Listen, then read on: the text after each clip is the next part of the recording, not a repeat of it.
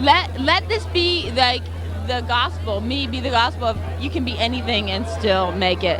No, So not make true. it or be beautiful. Too strange to fit in, too bold to ignore.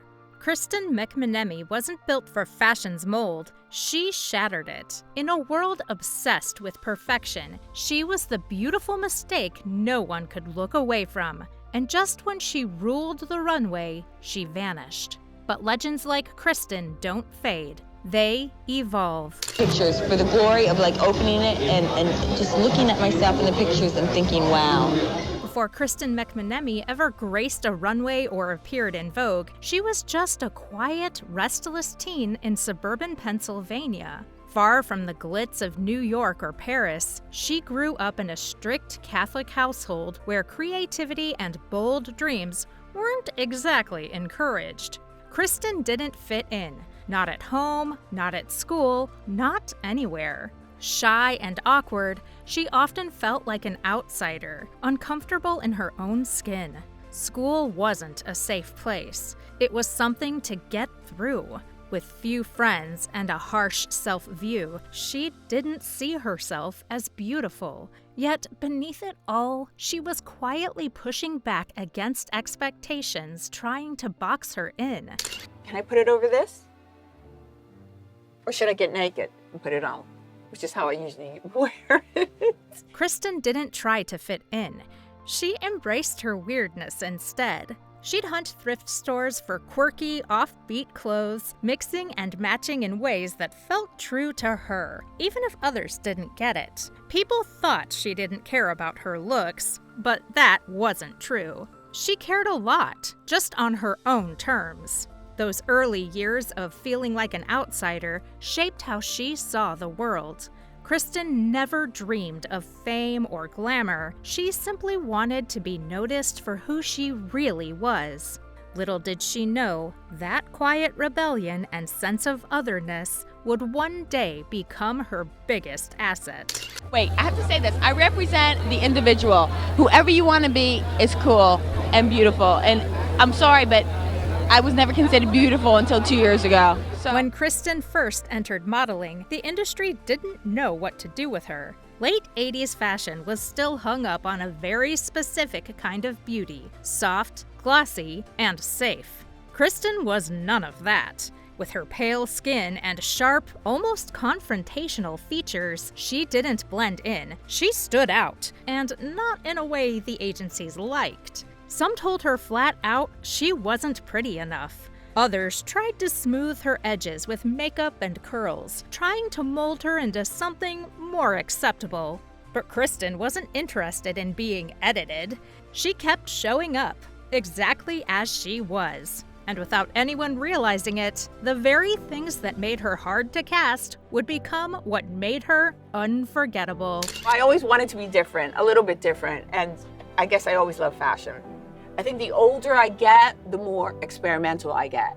At first, Kristen barely registered. She didn't light up a room or charm casting directors with fake smiles. She didn't try to win over the camera. If anything, she looked like she'd rather be anywhere else. That quiet resistance unsettled people, and it cost her work. But then the right eyes found her. A few photographers, the ones who liked the rough edges and reality, started to take notice. They weren't after perfection. They wanted grit, tension, something that couldn't be faked. And Kristen gave them that, just by being exactly who she was. Her stillness, her refusal to sell it, the way she looked like she was challenging you instead of inviting you in. It all became the point. The discomfort, the defiance, the mood she carried, it turned into art. Suddenly, she wasn't just in the photo, she was the photo. I love playing and I love feeling sexy. I love it. And it really gives, it's not a job for me. It's play. Kristen's breakthrough didn't come from trying harder, it came from being reshaped completely. Photographer Stephen Meisel saw beyond the usual. He didn't want a pretty face. He wanted a blank canvas, a chameleon who could disappear and become something new every time. Under his guidance, Kristen made a bold leap. She bleached her eyebrows and dyed her hair jet black. That transformation flipped the fashion script. Suddenly, she wasn't just unusual, she was electric. No longer trying to fit in, she was setting the tone. Her awkwardness turned into something magnetic, and her offbeat look gave designers a canvas for their wildest ideas. Without makeup, my face is blank. It's like a palette, and I need makeup. That transformation unlocked something deeper in Kristen, a kind of creative freedom most models never touch. She became a shapeshifter. One shoot, she'd be an eerie porcelain aristocrat. The next, a punked-out version of chaos. Her whole presence could change, posture, face, mood, like she was channeling different lives. It wasn't just modeling anymore, it was full-body storytelling. Designers didn't just want her to wear the clothes, they wanted her to become them. Her walk was its own rebellion. Erratic, bold, full of unexpected turns. Icons like Lagerfeld, Westwood, and Versace didn't cast Kristen. They built around her. She brought an energy no one could fake. Strange, fearless, and totally her own. It was so unpredicted that I couldn't imagine I was.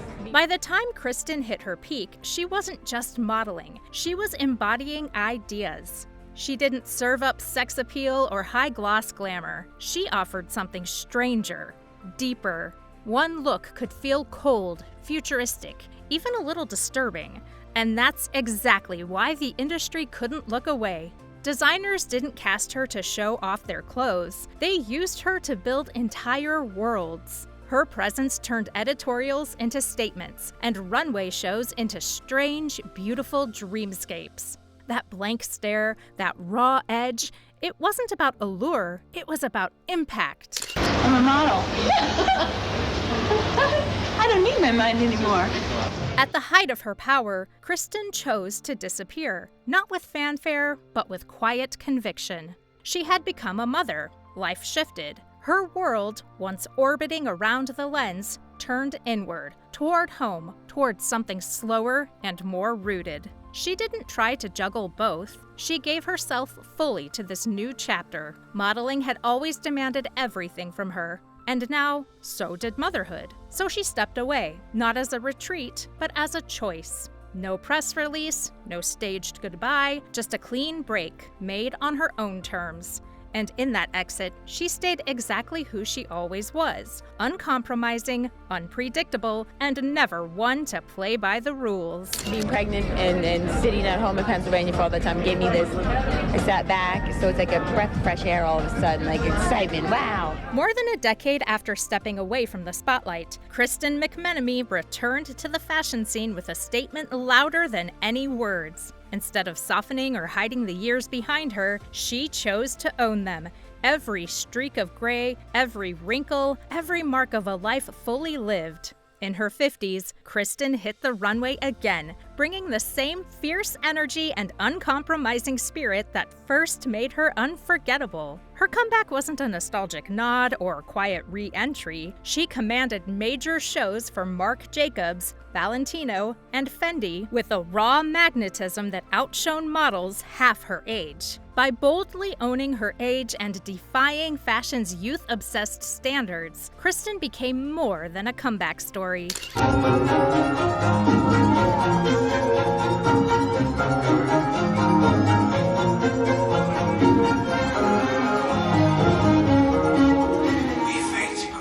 At Valentino's Paris Couture show in January 2023, Kristen took a sudden fall on the runway. The tall heels and dramatic outfit made the slip more understandable, but what came next was tougher. Instead of support, the media and online voices focused on her age, questioning if she still belonged in fashion. Kristen stayed composed, blaming the shoes, not herself, and stressed how important it is for women her age to be seen in fashion. Her calm response was a strong statement of belonging. She never chased surgery or fixes, choosing instead to embrace her natural wrinkles and age honestly. In a world obsessed with perfect images, Kristen's bold honesty shows real beauty is about owning life's marks, proving aging can be fierce, and beautiful. I realize it's not about stuff. It's about, I suppose, being a good person.